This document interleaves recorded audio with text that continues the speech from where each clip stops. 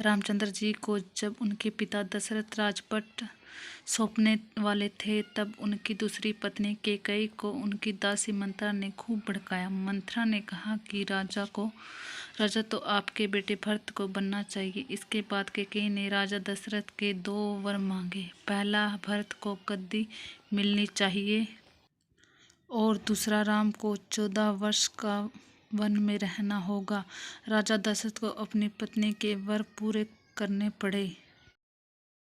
जब रामचंद्र जी वनवास के लिए अयोध्या से निकले, तब लक्ष्मण जी ने भी उनके साथ जाने की इच्छा जाहिर की। लक्ष्मण के वन जाने की बात सुनकर उनकी पत्नी उर्मिला भी साथ जाने की जिद करने लगी। तब लक्ष्मण अपनी पत्नी उर्मिला को समझाते हैं कि वह अपने बड़े भाई और मां समान भाभी सीता की सेवा करने के लिए जा रहे हैं। अगर तुम वनवास में साथ चलोगी तो मैं ठीक तरह से सेवा नहीं कर पाऊंगा। लक्ष्मण के सेवा भाव को देखकर उर्मिला साथ जाने की जिद छोड़ देती है और महल में ही रुक जाती है। वन में पहुंचकर लक्ष्मण भगवान राम और सीता के लिए कुटिया बनाते हैं। जब राम और सीता कुटिया में विश्राम करते थे, तब लक्ष्मण बाहर पहरेदार करते थे।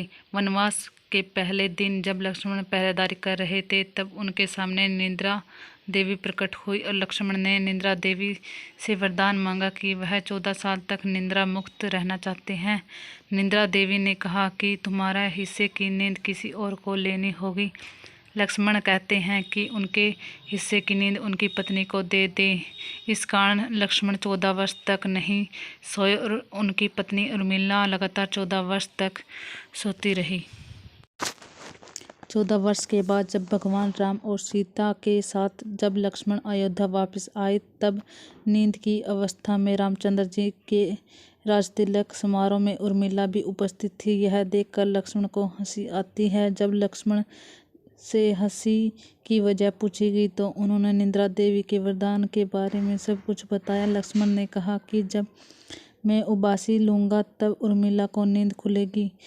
लक्ष्मण जी को इस बात को सुनकर सभा में मौजूद सभी की हंस पड़े। सभी को हंसते देखकर उर्मिला लज्जावश समारोह से उठकर बाहर चली जाती है। स्टोरी अच्छी लगी तो लाइक, शेयर एंड सब्सक्राइब जरूर करना और मुझे मेरी छोटी मोटी गलतियों के लिए माफ़ करना।